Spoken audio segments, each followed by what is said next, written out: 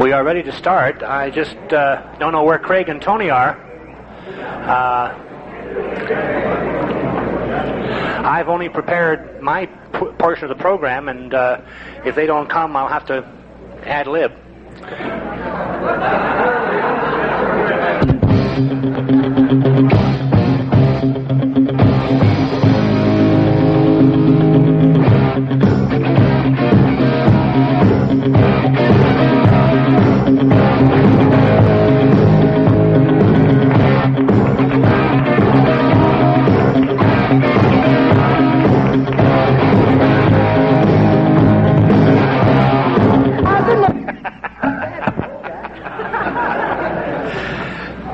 You can tell we rehearsed that for at least 10 seconds.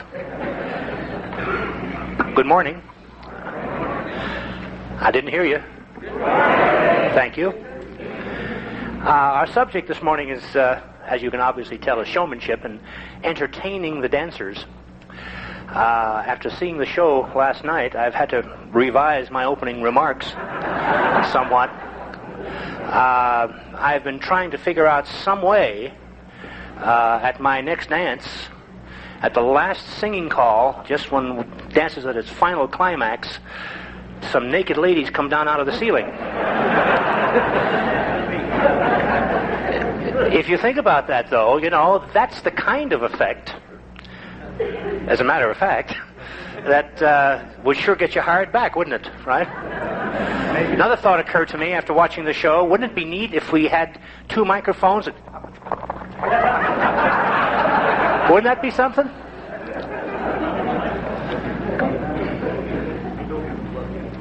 Showmanship is a very tough subject to talk about.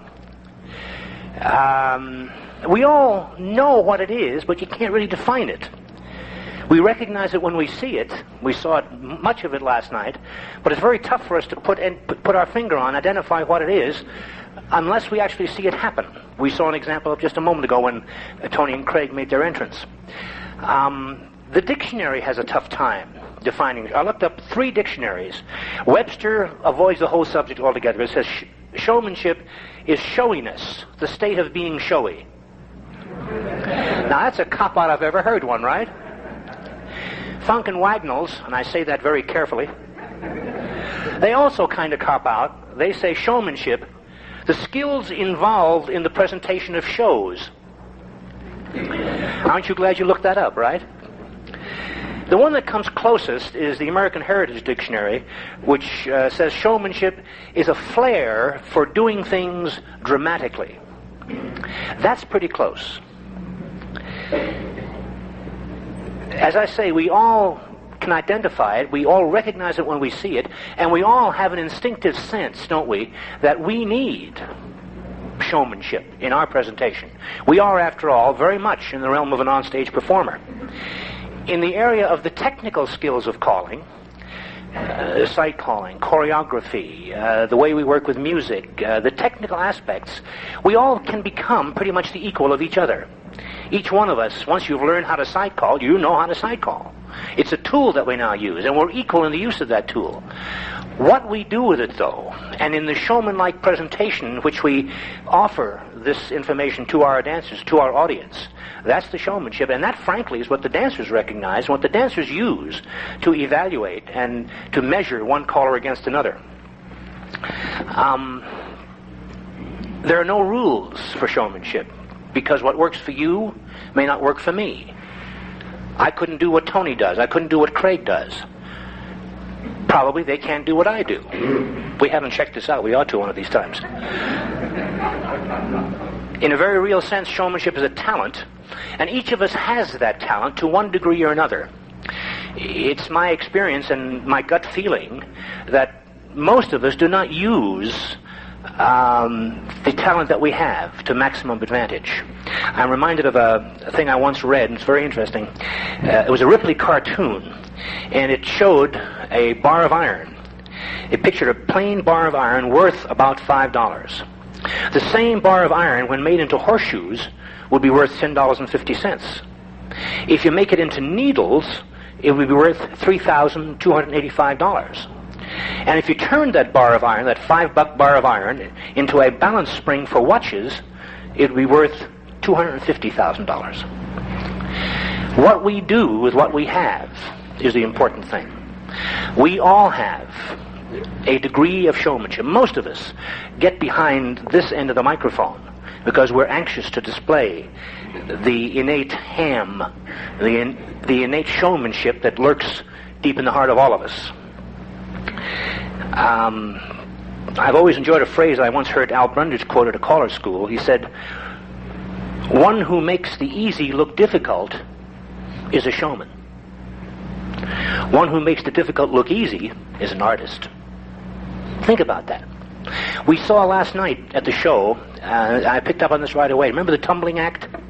The very last trick that they did, the very difficult trick that they did, do you notice they deliberately missed it the first time? Deliberately, to make it look harder. That's showmanship. I've tried missing my corner on purpose several times, but it somehow never quite made it. I know, Tony. Everyone tells me that. We have today with us two gentlemen who are both showmen and artists. Mr. Craig Rowe and Mr. Tony Oxendine. And as moderator, it's going to be my job to present them, and after they're all through, if they've left any holes, I'm going to fill them in. And when that's through, we'll have questions and answers. Which one of you guys has decided to be first? Mr. Rowe has. Craig makes his home in Indiana. He records on the ESP label. No one should be that young and that handsome. And without any further ado, Craig.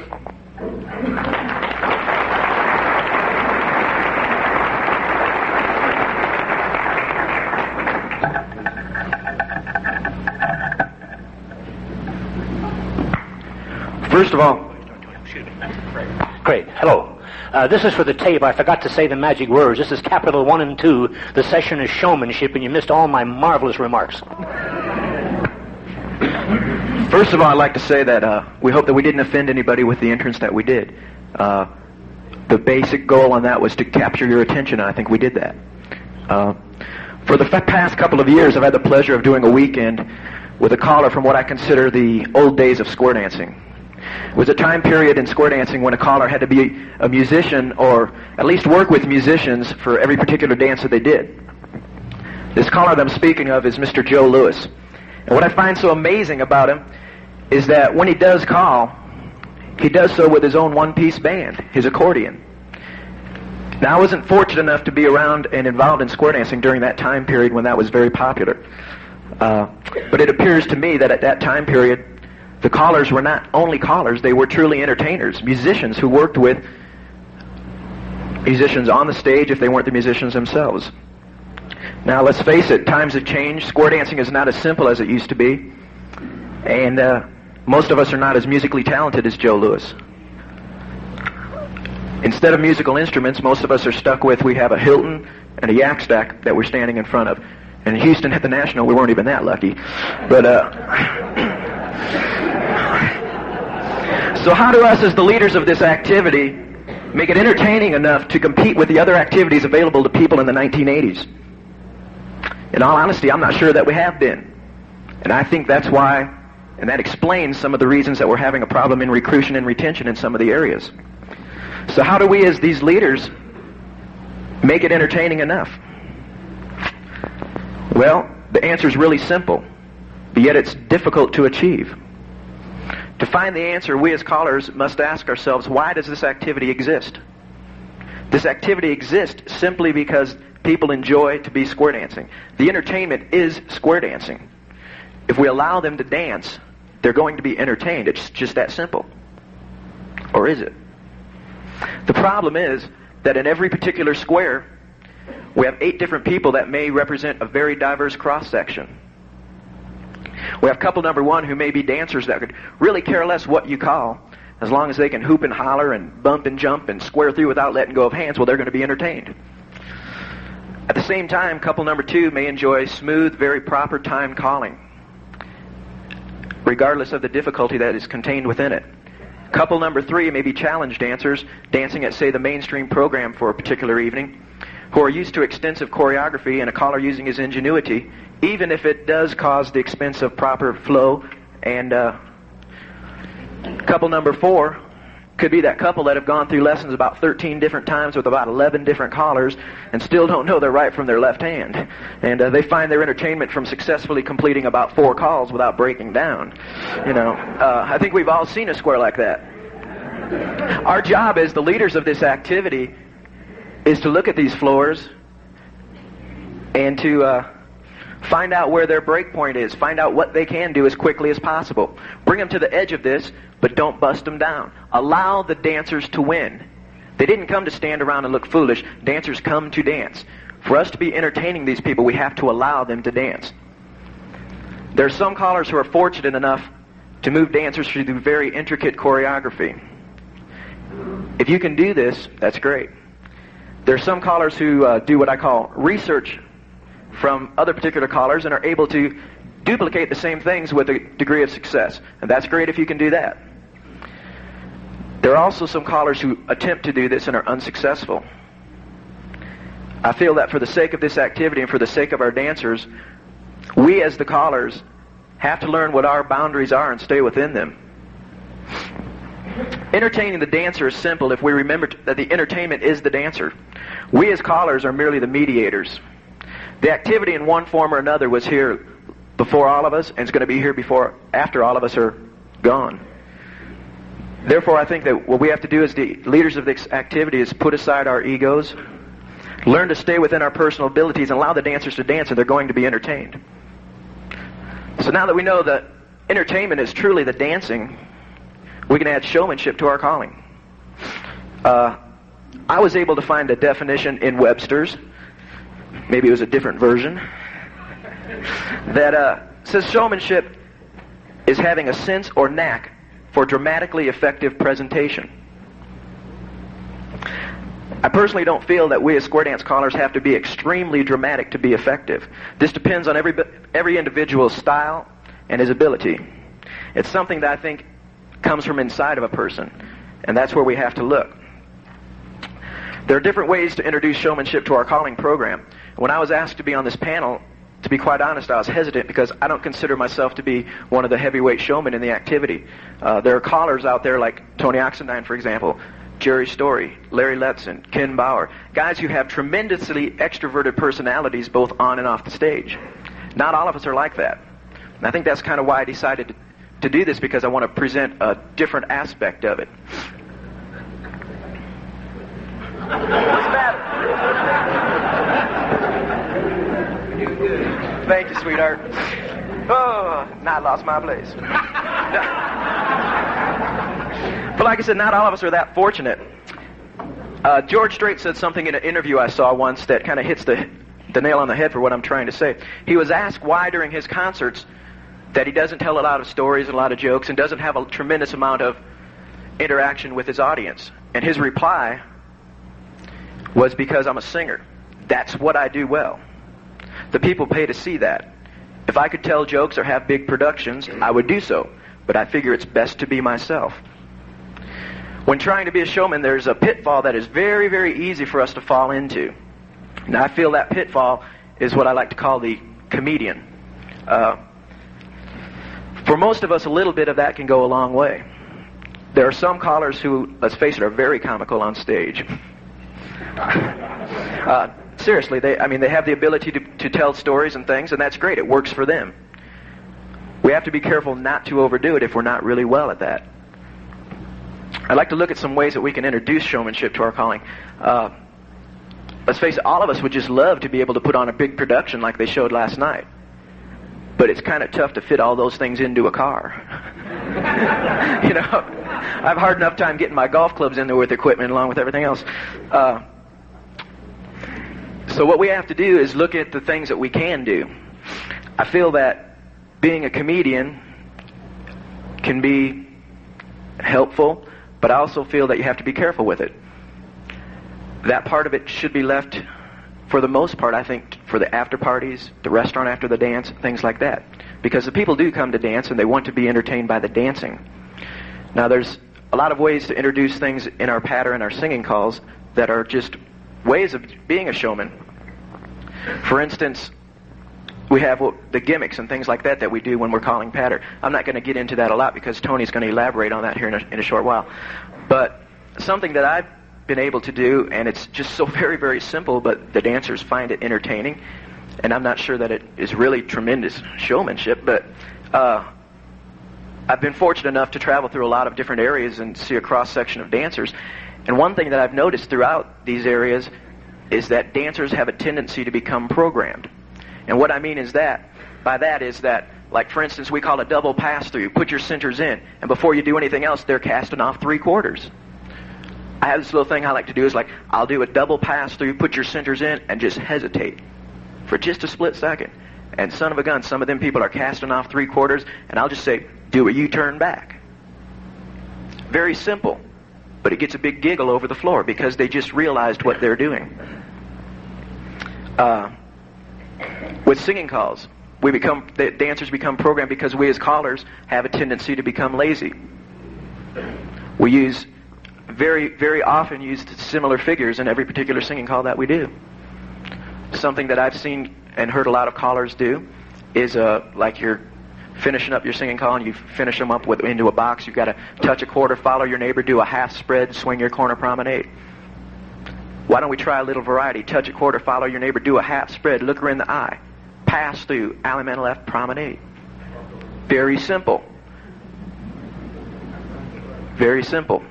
But there again, it's a little variety, and the dancers are entertained by that. One of the most important things that I feel about being a showman on the stage for our square dance activity is interaction with the people that we have on the floor. This is something that's very simple. When we're calling a patter, all we have to do is just very simple things, but talk to the dancers. We have plenty of time when we're in between the calls. The dancers have a tendency to really enjoy interacting with the caller. Also in singing calls, we're able to get these people to sing along. It's something that they enjoy. We as callers, if we're going to be a showman on the stage, the very simplest way to do this is just show a little bit of enthusiasm. If we act as though, I don't even care if you are, but if we act as though we're having fun up there on that stage, the dancers are going to see that. If they think you're having fun, they're going to have a tendency to have a good time too. The thing that I've considered, the thing that I do in terms of showmanship is hand gestures and facial expressions. It's something I learned when I was going to high school.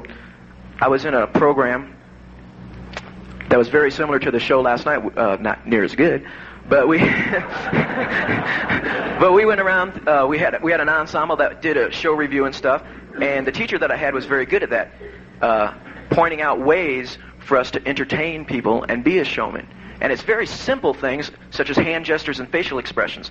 Now, when we're on a stage and we're using hand gestures and facial expressions, we have to use them in a way that is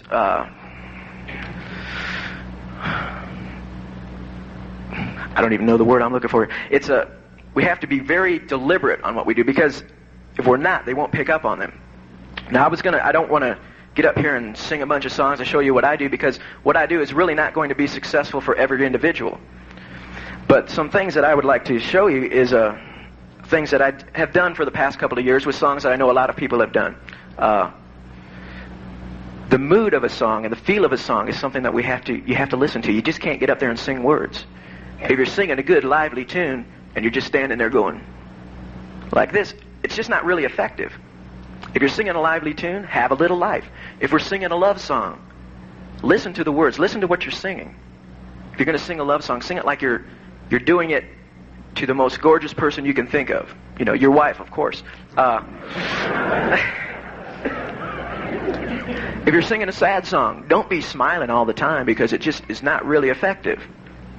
I like to listen to the things that we do with songs, because I think that's an important part of our activity right now. More so than it used to be, I do believe. And some of the things that I've been able to do is, like there's a song that Marshall Flipper recorded on Chaparral Records called One Thin Dime. Something that's so very simple. The opening of it goes like, you know my number, and I'm always home. Something I do. You know my number, and I'm always home. So, honey, just reach out and dial your telephone. And that's so simple, but yet people just pick up on those kind of things. One of the most important facial expressions that is so underused is the simple act of curling your upper lip into a smile. When we're on the stage, have a little bit of smile. I think if we stand there, and here I am doing it, with our hands in our pocket, do as I say, not as I do. That's a bad habit that we fall into. Another thing another song out on Rhythm Records is a new attitude. Now the Weave the Ring line on that we use is I'm feeling good from my head to my shoes. How about what if we do something like this? I'm feeling good from my head to my shoes. Very simple. A little bit of showmanship. That's all it is. Another song that I was used in the past couple of years, a song on Chinook Records called Sitting on Top of the World. Another very, very simple little hand gesture. I'm sitting on top of the world. These things are just very, very simple things that every individual in here can do. Because, like Bill said, let's face it, for me to get up here and show you the things that I'm able to do with a particular song, not everybody is going to be able to do those things. Just like what, say for instance, Wayne McDonald can do with a song, I can't do. I can't sing those basement notes and the things like that. So what we have to do is look into the things that we can do. And like I said, I believe that facial expressions and hand gestures are one of the most important things going along with the mood of a song. Now, even in, that's easy to do in the singing call. Well, you ask, what about when we're doing patter? Well, it's the same thing. You can do a lot of different facial expressions and hand gestures. A thing like, if you do something that surprises the dancers, show a little expression of surprise yourself. Because, believe it or not, the dancers really do look at you up on the stage. Even when you're not on the stage, you're just on the floor, the dance floor, they still have a tendency, they're going to look up at you. And if they see you looking bored, not having a good time, they're going to get your mood. And your dance is going to be unsuccessful. Something that is very important that I heard, a long time ago on a tape that was from a caller school that a caller named Dick Jones did. And it was about building a song. Start off very, very simple, very straight up and down, and just build it. Now you ask, how do you do that? Well, to do that,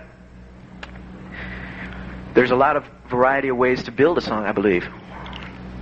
Things that I look for in songs is the ability, because I feel I've been blessed with the ability that I can find places in songs that sometimes don't exist, it seems like, but I don't necessarily stay right on the melody of a song. I kind of bounce up and down on it, and for some people that's successful. For what we really have to do is look at what our ability is and what we can do and build from there. Another thing that is tremendously important is stage presence. The way we look on stage and act and control ourselves. If we appear to be nervous or scared or lost or not in complete control, the dancers pick up on this, either consciously or subconsciously. And if we're unable to keep this control, regardless of what program we're calling, then we're in trouble. Simple as that.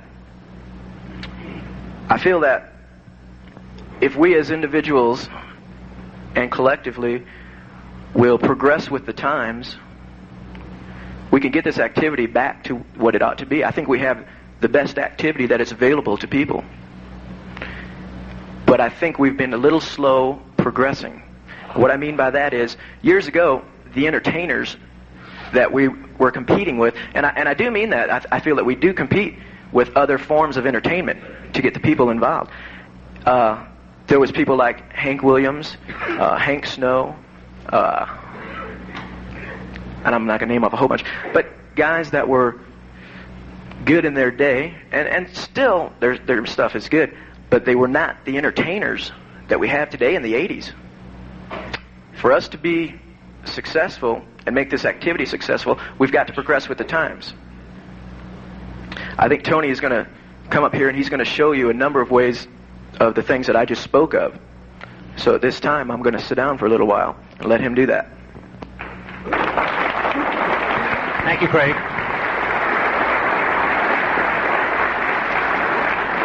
Craig hit on something that I think is very, very important to this subject of showmanship.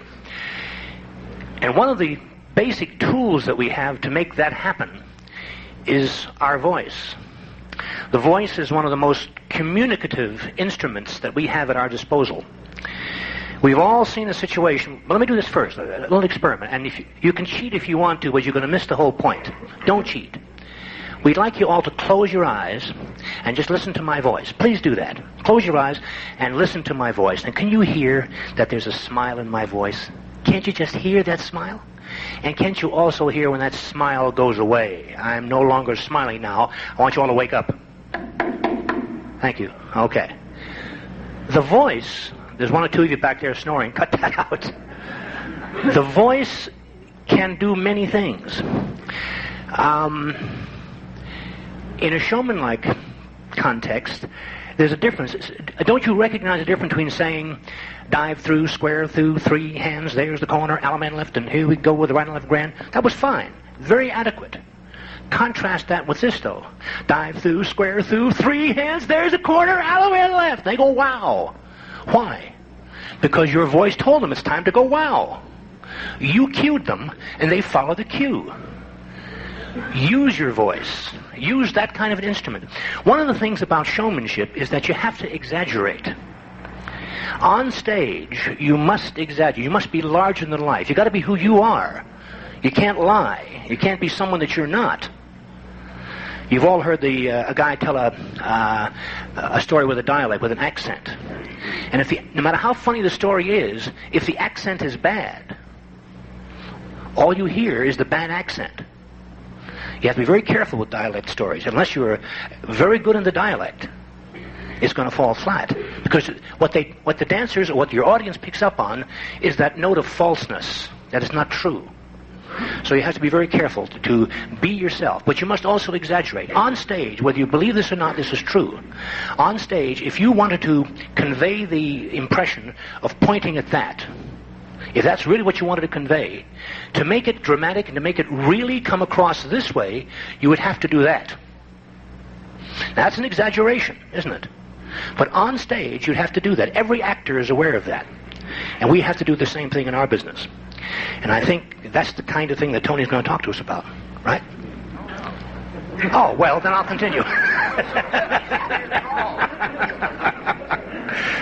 Anyway, our next panelist has been calling for years. He is owner, producer, partner in Royal Records. He told me he lost $200 last night. He needs a job. There also ought to be a law that no one should be that young and that good looking. Isn't it interesting that they got the 3 youngest, best looking guys on the panel here today?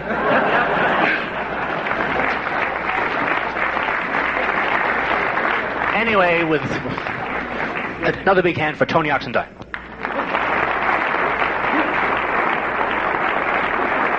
I'll tell you.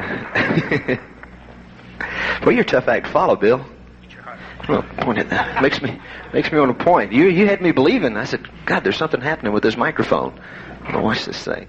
I'll tell you a couple of things that really amazed me. Yesterday I was in a panel and with a whole different crew, and it amazed me how many similar things, having not been in contact with the other 2 callers, how many similar things we had. And the same thing is true today. And Craig and I got together yesterday to compare our stuff, and we had so many of the same things, and so many of the same things Bill said. We all know what showmanship is. The problem is, how do we apply it to our activity?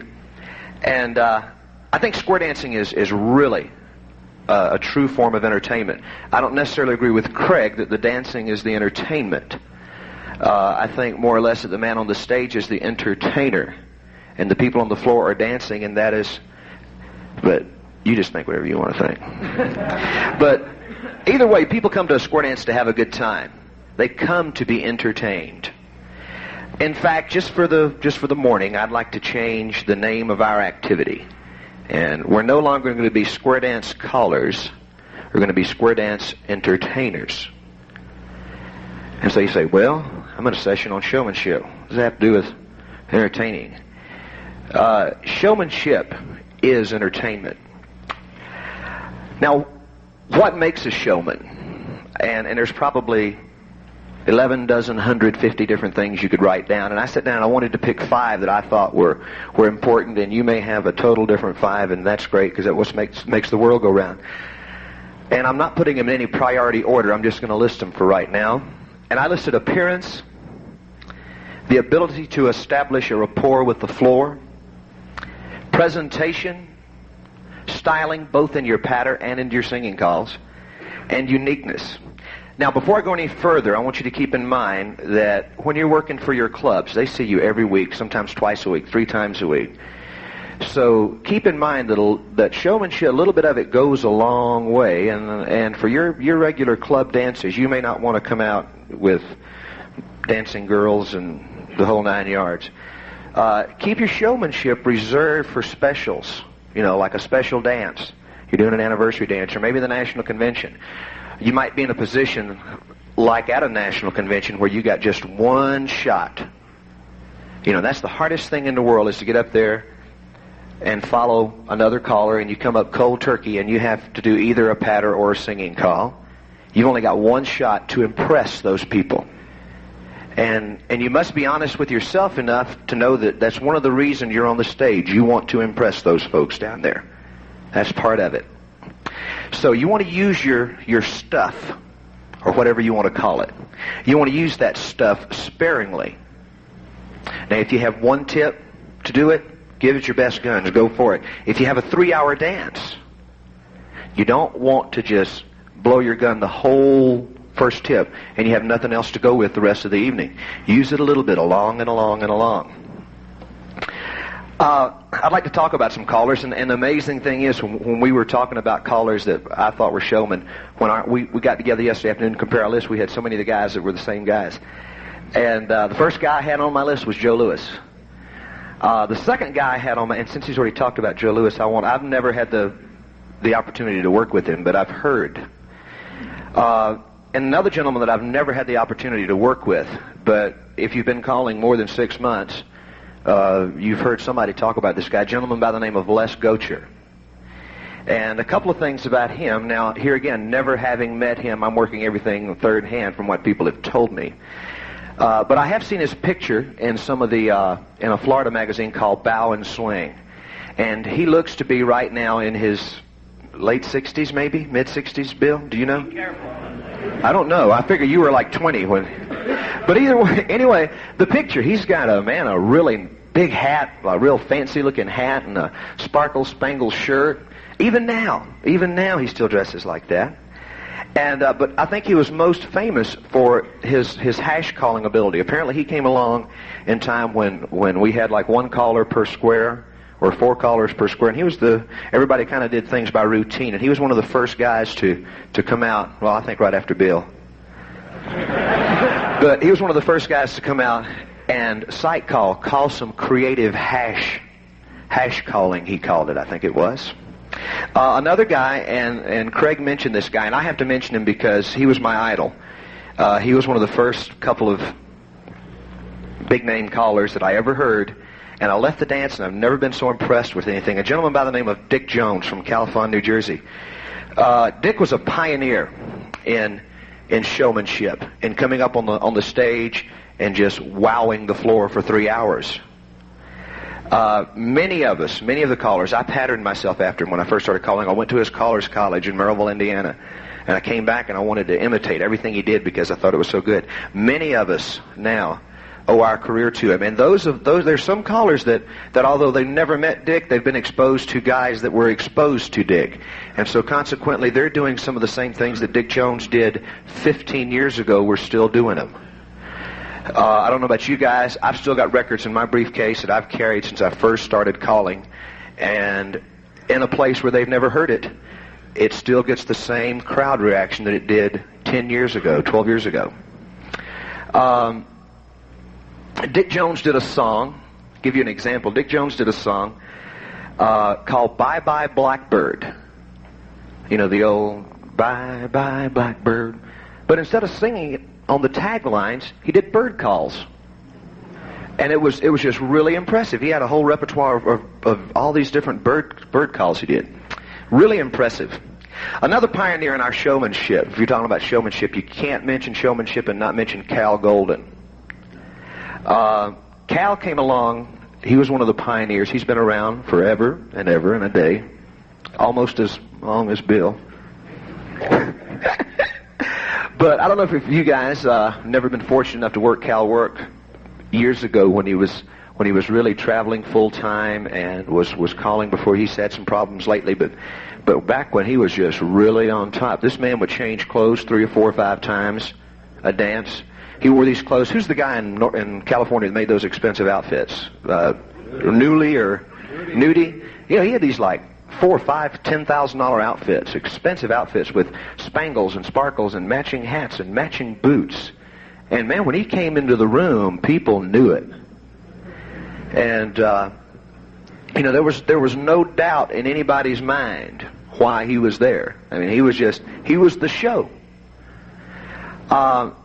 Another caller is one of the really, really charismatic showmanship callers in our activity now. Did the showmanship session last year. A gentleman by the name of Larry Letson. I don't know if how many of you have heard Larry work, but Larry does some of the most different things. He does a routine with a song that I listened to when it first came out. I said, "It's really a terrible song. Hey, it's any sense doing this record." There's a song called "Does Fort Worth Ever Cross Your Mind?" Larry heard the song, and instead of thinking the way I thought and said it was a terrible song and threw it back on the shelf, he said, "This thing here got potential." And so now when Larry does that song, on all of the figures, he opens it up by saying circle left and saying, "Here we are at WSM Grand Ole Opry, and we got all these country western entertainers." Each figure, he impersonates a country western star. I think he does like Mel Tillis, and then he says things like, like heads square through. And Larry, and I'm not able to do it, but Larry's able to sound like these guys. He does Mel Tillis, and I think he does Jimmy Carter and Billy Graham, and he does several songs like this. It's really, really impressive. I can't do it. Another true showman, and after being in the activity as long as I have, I'm surprised at the number of callers that I haven't heard work very much, and I was only fortunate enough to hear this guy work, I don't know, maybe a year or so ago. Ken Bauer, one of the finest showmen you will ever want to see. This dark-complected, white-haired, gray fox, silver fox guy walks up, and the women start rolling it. They just croon, and he stands up there, and these people, it's amazing, amazing.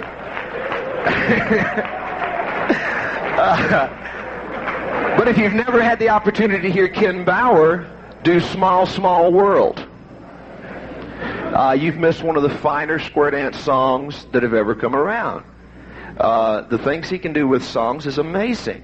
He's got a beautiful voice and a great range and can really turn a floor on. Another showman is Jerry Story. I don't know if you guys have heard Jerry, but there's very few callers that have the ability to excite a floor to the extent that Jerry does. Craig and I were talking this morning. Jerry's biggest knack, I guess, is his ability to talk dancers through things that they would never in the world get otherwise.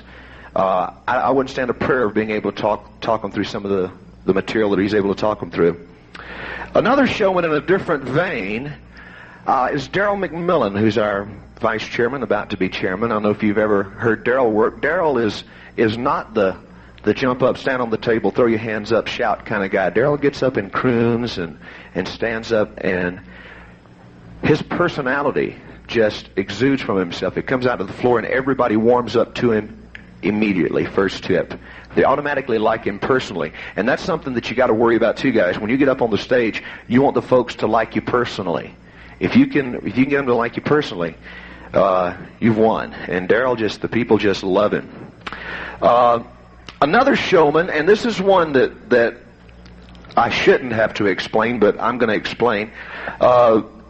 You don't get to see it many of your plus dances as you go to, although he does an excellent job, is a gentleman by the name of Lee Kopman. If you've ever seen Lee walk into the A2 hall at a national convention, and you watch 500 squares of advanced dancers turn and watch this man, and it's just awe. The man is so charismatic. He just instills this almost awe in a crowd. In fact, all of these callers are charismatic. That's one of the qualifications to be a showman. Now, to be charismatic, you don't have to be loud and boisterous. You can be a little bit more withdrawn. You don't have to be. Let's talk about some qualifications here. We talked about when I did my list a while ago about what makes a showman. Appearance. Stage appearance is real important, and Larry touched on it. I just want to hit a few other little things. One of the big things I think we should think about is to, when we get up on stage, look successful. Any business book you read or anything you do that has to do anything with business, the first thing they tell you is that you have to dress your part. When you see a salesman, you can go to, if you guys go to the airport, you can see salesmen right off. It's blue blazer, gray pants, white shirt, red tie, or yellow tie now I guess everybody's wearing.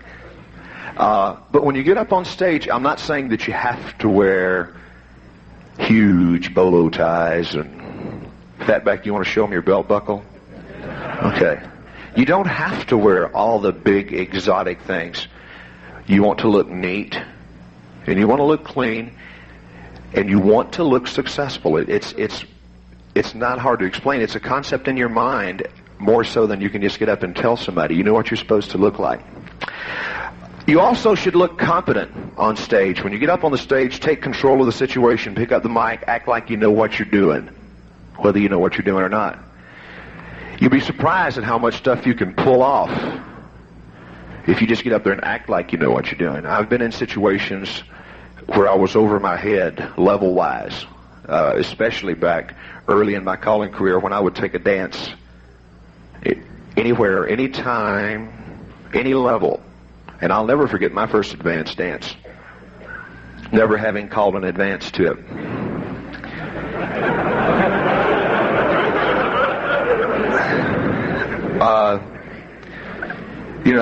And I got up and tried my best to act like I knew what I was doing. Unfortunately, it was immediately apparent that I did not.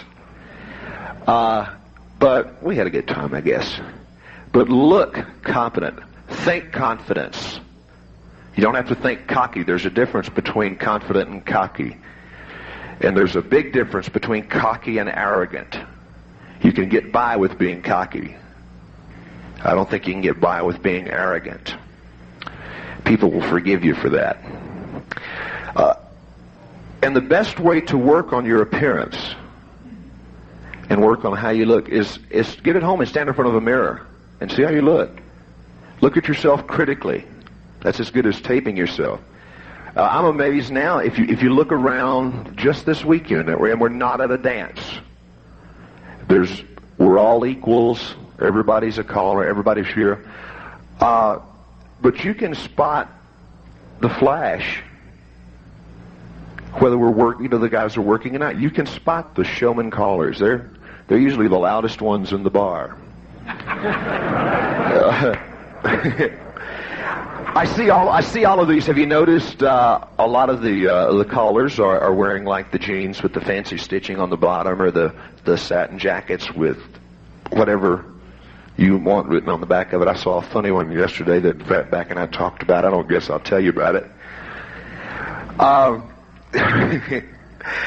Another, probably one of the most important things about being a showman is the ability to establish a rapport with your floor. The dancers want to almost develop a one-on-one relationship with you.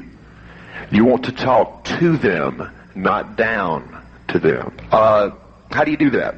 Well, it's a good thing to get to the dance a little bit before time, introduce yourself to the folks, walk around, meet the people as they come in.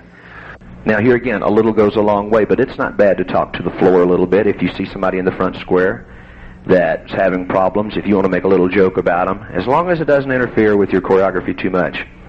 Also, during the breaks, while the rounds are going on or whatever, I call it working the floor. You guys may have another name for it. I like to start at this end of the hall while the people are sitting down and work all the way around. And I try to catch all four corners, shake hands, and tell people hi and glad you're here. That means something. People remember that. I know situations of callers that are good friends of mine that do an excellent job on the microphone, do an excellent, great choreography, sing beautifully. They never develop a personal relationship with the floor. They don't talk to the people between tips. And it may be because they may be shy, but they come across as being stuck up. So you want to get down there with the folks. That's the best PR you can have in the world. Another qualification is presentation. And it was like I said about Jerry a while ago, his ability to get the floor through material they would not normally get through. It's not what you say, it's how you say it. And you guys may be in the same situation I'm in. Sometimes I can't get the folks through like real crazy choreography. Part of the problem is I get lost in the middle of it. But I'm not blessed with that ability to be able to do that. I have to work around it. I can do it a little teeny bit, but I can't make that one of the highlights of my show. But now there's another qualification that all of these callers that I mentioned before, and any of the successful callers, the showmen, the whatever you want to call the guys, they're all unique. There's something unique about all of these guys. You can say one thing about them and people know who you're talking about. I see so many callers now that sound like Ken Bauer. They sound like Jerry Story. Some try to dress like, look like, act like, talk like, and that's great, and it may work for a little while, but if people wanted to see Ken Bauer, they would go to Ken Bauer's dance. Don't let them come to your dance because you're doing somebody else. Now, it's okay to research from these guys, and if they do something that's good, take it, apply it with your style of calling. Use it. That's okay, but to copy and use that as your style is not going to do your career any good. You see it especially on songs, more so than you see appearance and pattern. You see so many guys do the same singing call alike. Part of what makes the popular callers popular is their ability to change the singing calls. Even the current ones that everybody's doing, these guys change them around and make the songs unique. They make it a little bit different. So you're not dancing the same old song. And so what you need to do is to take your style of calling.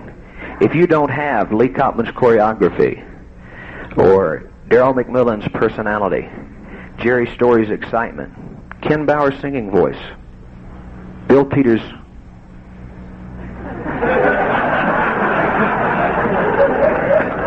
wife,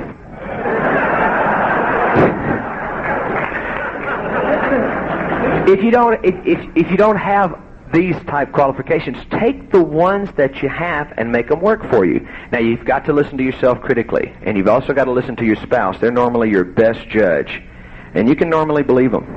When they tell you something's bad, it's probably bad. Me too.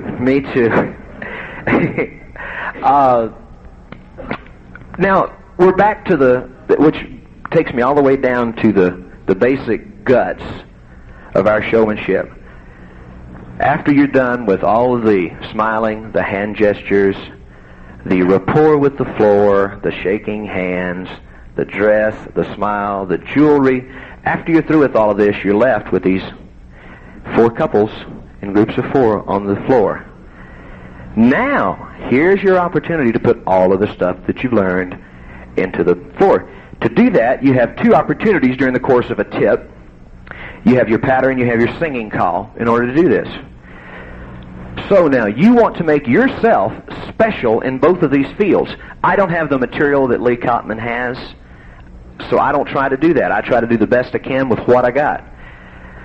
And I try to make mine a little different. The same with my singing calls. I try to make my singing calls special. I try to make them different. Let's talk about patter.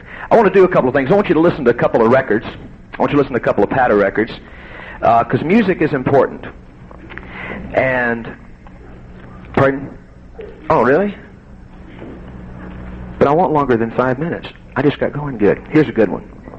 This one right here, this is a singing call called My Life's a Dance. It's a singing call on red boot. I like it as a patter. Listen to it. Tell me what you think. I think that's just the smoothest little patter record in the world. And dancers hear that, they relate to that. It's a little different. It's not your normal thing. Yeah, it's a nice little singing call, a nice little patter record. I want to show you something real quick, since I got 5 more minutes. I want to show you some little special little patter type things. The small steps. Can I get a square real quick, like right here? Can I get 4 couples? There's one. Don't everybody get up. All I need is 4.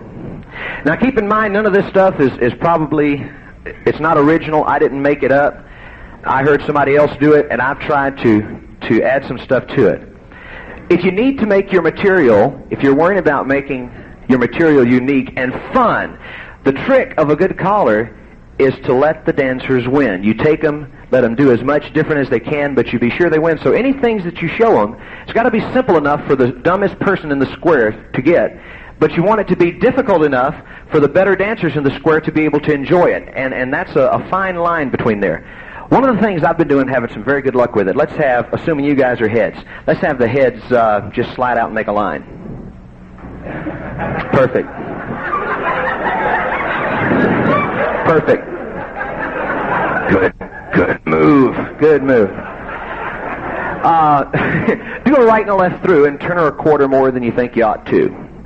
Now we have a couple set up here. I preface this call with a couple of things. I work scoot back for a tip. So just for practice, let's have the girls scoot back. Perfect. Boys circulate, give you something to do. Girls scoot back again. Now this time, boys, I'd like you to put your arm around the girl you have beside of you. Girls, I'd like you to do that same scoot back, but take that boy with you, and I'm going to call it working as a couple. Go. Which is on the A1 list if you guys work advanced. And then you don't normally put your arm around each other. Now that's cute. As couples, scoot back. That's cute. As couples, walk and dodge. They haven't done anything different. As couples, partner trade. Now, we want to get a little creative. Now, so let's change the as couples. Work normal for me. Here's another little thing I use. Everybody pass through wheel and deal. And I would like the outside dancers to put both hands on the shoulders of the people in front of you. Now, the people in the front are going to be the leaders. They're going to take all the calls. The people in the back are going to be like the caboose on a train. They're going to steer them. Don't let go no matter what you do. We're going to call this working in tandem. So I'd like you to work in tandem and make it easy enough for them to get the feel of it first. In tandem, pass through. In tandem, do a partner trade. And you got to push them around. There you perfect. Little fun call if you want to see them laugh. In tandem, start through. It ain't the smoothest thing in the world, but it always gets a chuckle. And if that don't get a chuckle, in tandem, right and left through. If that don't get a chuckle, this one does. Perfect. Now, work normal again. And everybody do a double pass through. Now keep in mind that I use this thing over the course of an entire evening. Now I'm doing it all in 2 minutes here. Just for practice, have the girls peel off. Perfect. Boys work in tandem. Girls work as couples. Arm around each other, helps. We're going to call this working Siamese. Have you ever seen this setup? It's like on the C2 list, but it ain't nothing to it. Working Siamese, scoot back. Notice I haven't had to teach it. If you want to get a little chuckle, let's set it up for you. Working Siamese, walk and dodge. Perfect. Working Siamese, partner trade. Now working Siamese, if you want to chuckle, working Siamese, do-sa-do. Easiest call on the list, and yet it gets a chuckle. Make an ocean wave in Siamese. And in Siamese, swing through, just for practice. Perfect. Perfect. In Siamese, hinge a quarter. Siamese, scoot back. Now let's get them back out normal, just so in case you guys want to use it, I'll show you the way I get out. Where's the original head boy? Original head boy, veer left. You'll step sideways and up. Now you got normal pairing, so you can slide out of that. Okay? Cute little thing. Cute little, adds a little novelty to your thing. Thank you, guys.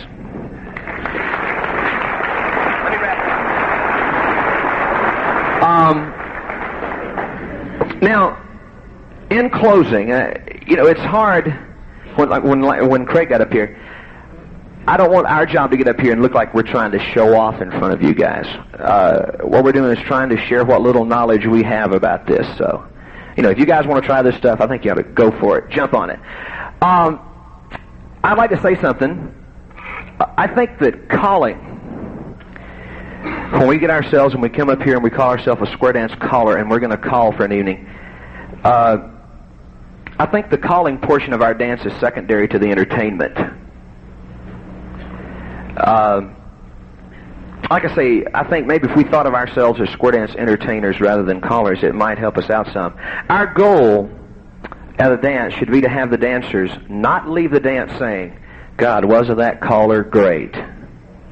Which would be nice, I guess. But I think you as callers, your goal should be to come into this dance. And when you do your job, and when the dancers leave your dance, they leave out and they say, God, didn't we have a good time? Now, if they leave and saying we had a good time, they've said that you were a good caller. And if the caller does a good job, both of your goals will be accomplished. Thank you.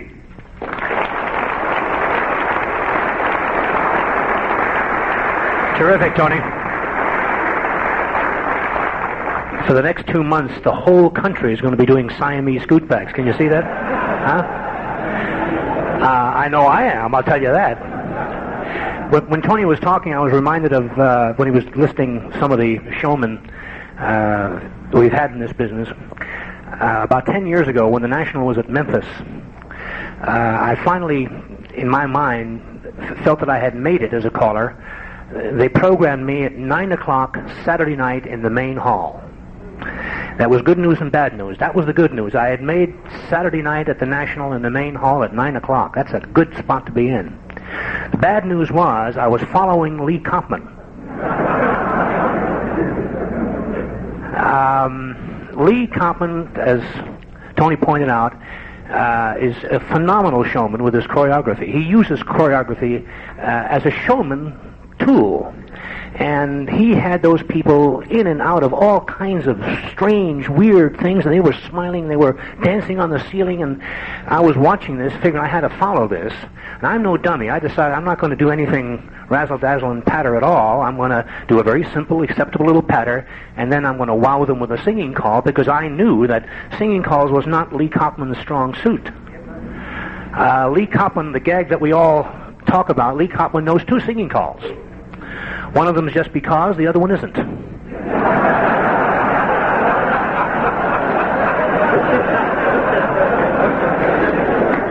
Is Herb Egender in the hall? Herb, no? Herb was on the stage at that time. He was the MC, I think. And, well, I decided to do a singing call. I can't remember now what the singing call was, but it was a Dixieland number. And I dearly love Dixieland tunes, and I did it to a fairly well. I had the people really going with that singing call, and Herb was joining in harmony on the tagline. It was really great, and I felt very pleased that I had at least held my own after following Lee's fantastic tip. And we looked around to see who was next, and it was Cal Golden. Well, we all knew Cal, and I said to myself, well, Cal, you're going to have a tough act to follow, Well, it turned out that was the precise moment that Cal decided to introduce to the square dance world his latest recording of God Bless America. He creamed us, absolutely. I like to think it was Cal's innate sense of showmanship that made that happen. And as you were going through all that list, all those stories came rushing back into my memory. It was fantastic. Square dancing to me is the thing that makes us different and unique. It's the only recreation that I know that combines 3 special qualities. We're a group activity. We're a social activity. The social interaction is a part of the fun of square dancing. We are a dance activity. We dance. We move to the music. It's a primal urge that we have, and we enjoy that. And we also, in the last 20 years or so, have found that square dancing is possible as a vehicle for intellectual stimulation. We enjoy the mental puzzle. When all those 3 things are working together, That's what makes square dancing marvelous. That, to me, is the special quality that square dancing has that I can't find in any other recreation. All three of those areas allow us to be showmen. Now, I'm not going to go into a long presentation. I think Craig and Tony covered all the subjects real well. To very briefly recap, we can provide showmanship in several areas. Choreographically, we've talked about that. Visually, with our costumes, with the way we appear, with our stage presence. We can do costume dances. We can do a circus dance. Everybody comes to a circus in a circus costume. Dancers love that. You bring them into the act. I do a Mad Hatter's dance every year that some of you may know, where you wear 15, 20, 30 different hats, and the dancers come for hats, different hats. You give them prizes for the biggest hat, the smallest hat, the funniest hat, and so on. You can do it musically with your singing calls and with your patter. Develop, as Tony pointed out, a unique, personal, individual style. We can also do things very dramatically. One of the things we touched on a little bit was stage presence.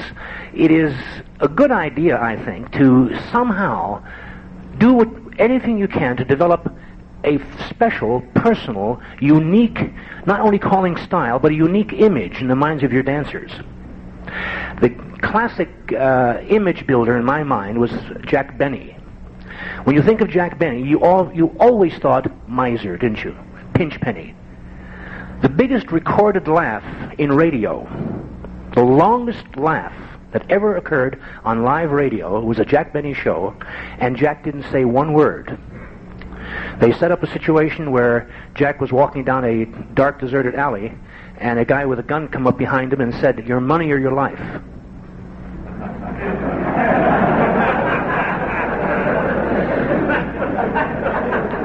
Jack Benny could not have gotten that laugh and didn't have to work at it, but he had worked at it for 35 years before, building an image of being a miser. Well, that works for him, and he got so much mileage out of that. I guess some of you may be aware that I have counted 3 different kinds of unfair calling competition. One unfair competitor is a 9-year-old kid. They put him on a stool, put a 10-gallon hat on his head, and he sings off pitch. He said, "But he's only 9 years old." How can you compete with that? Another, for me, very unfair competitor is a talented lady caller with cleavage. Even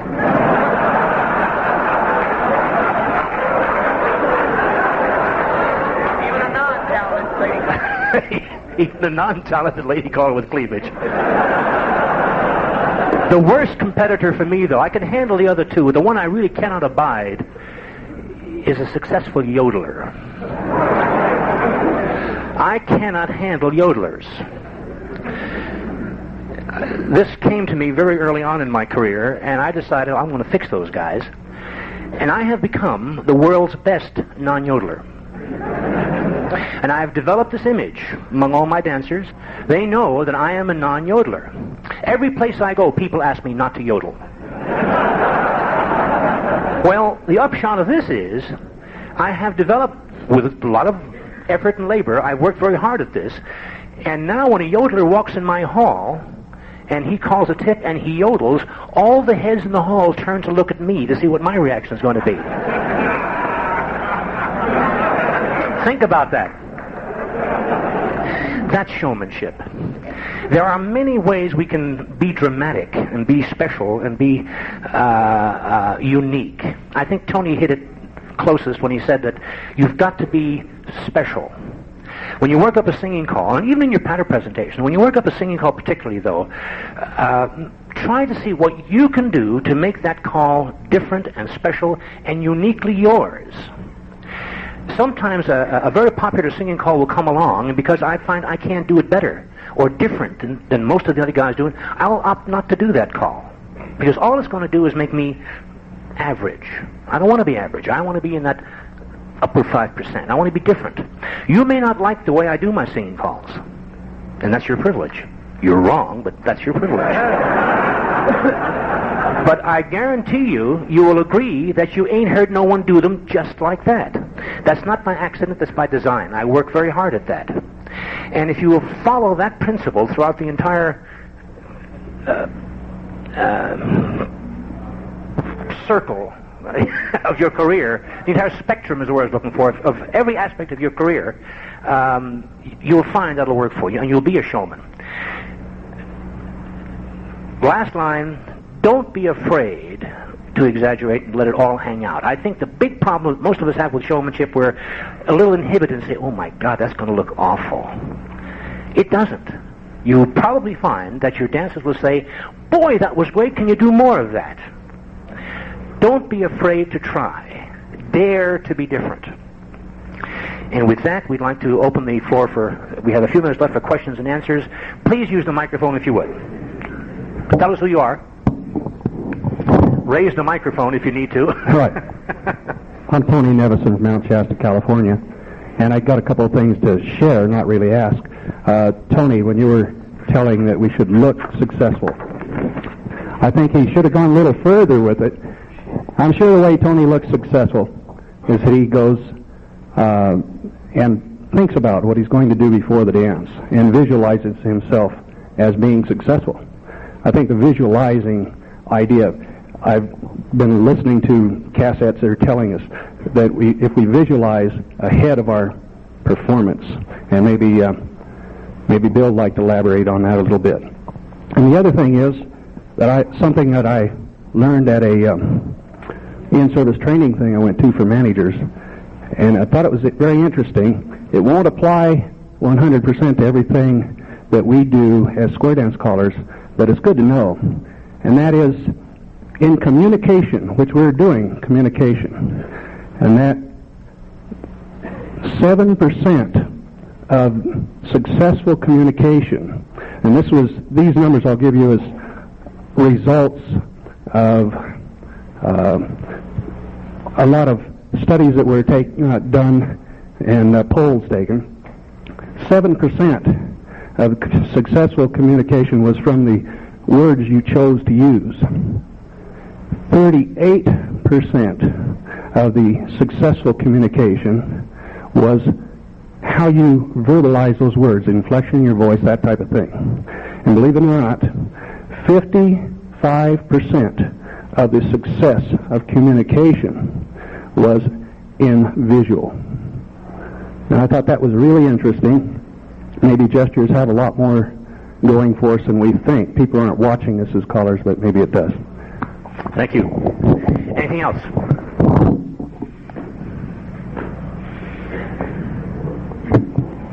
I'm Roxanne Sprout from Klamath Falls, Oregon, and I wanted to ask Craig, were you born talking on the microphone? I don't mean the singing part and everything. My husband has no trouble with that. But how do you practice to be able to MC and talk?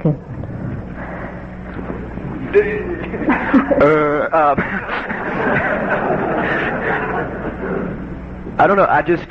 I really don't have an answer for things to practice. I just have been able to do something. It's just something that's been able to come natural for me. I think that has to do with back when I was in school working with the performing group. The word that I was looking for when we talked was the exaggeration on stage, and I just couldn't come up with it. But there are ways to practice that, and Tony talked about one, look at yourself in the mirror. I like to take songs, especially working with singing calls, and take these songs and look at the words that we're going to be singing to the folks. Okay? Get an idea of what you're going to do with it. Like for instance, like I said, take the song, the words, if it's something you're talking about somebody, it's a song that says something about you. Well, then I will just work on something like, with the point, or something to that effect. I think we can work on our facial expressions. I think a smile is very important. I think surprised looks are very important. But there again, they have to be exaggerated. And you do actually practice those? I don't. Well, you promise that if somebody else practices them, it'll come easier, right? I think I don't see anything, like I said, I don't practice it just because it's been able to, I just have a feeling that comes across me, and I just do it. Thank you. Yes, my name is Marshall Flippo from Texas. Both of you. And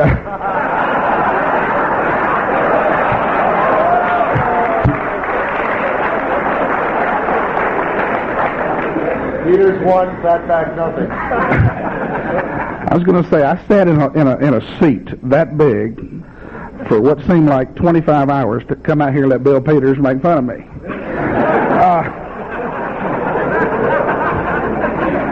I have a question for Craig. Would you expound upon when does the showmanship end? And I mean, when do you turn it off? I mean, is it like just at the dance, or perhaps afterwards? Craig, would you help me with that? I threw that part away. Where does it end? Get out. Kind of an inside story there. No doubt. That's a good question.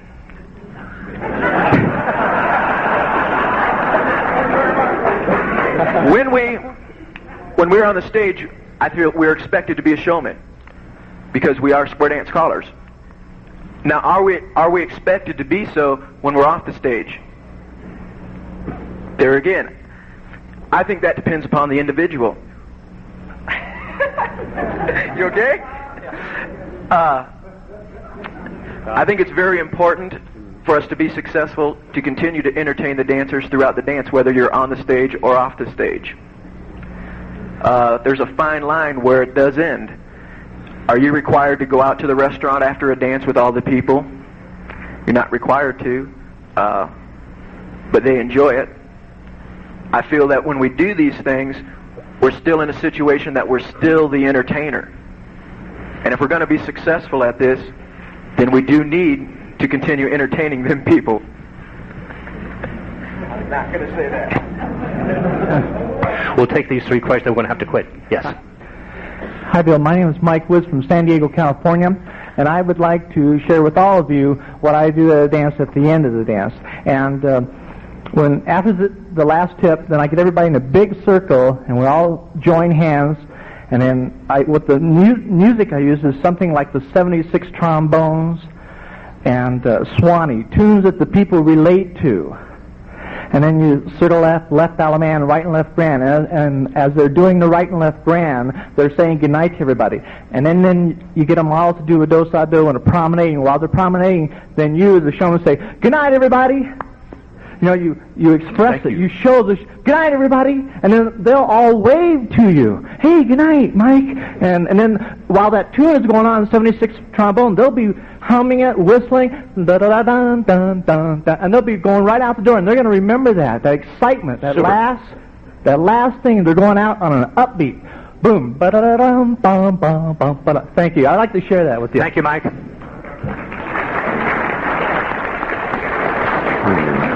I'm Ken Sarecki from Livermore, California. Craig, I want to tell you, I love your music. Could you find a lower key, please?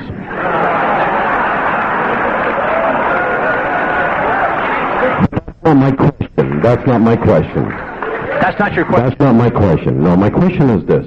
I presume we've all seen the cordless microphone. It's creeping into our activity. What is your opinion, Tony, on the use of a cordless microphone as a showman's tool? Funny you should ask that. I think if you were to wear size 32 instead of 34, it would fix your problem. Incidentally, I don't know about my laundry. I've used the cordless mic. I've done at a couple of weekends and things. We've done like entrances. Me and a couple of other different callers. We've had like lights and smoke and slide presentations and fireworks going off. And we've used the cordless mics coming in singing a singing call. It was very effective one time. I've seen is Timmy in here? Mariner, are you in here? Tim, a Mariner, does a really neat routine with the cordless mic. This sucker's all out in the middle of the floor, in the middle of the squares, dancing while while he's calling. Very effective tool. I like them. I wish they weren't $1,000. Thank you, Tony. You're welcome. Okay. Ken Jeffries from Tucson, Arizona. I didn't have any questions, but I just wanted my name on this tape.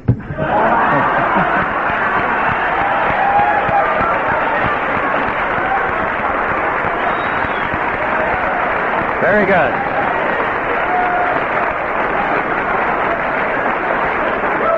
A cardinal rule of showmanship is don't try to top something that is impossible to top.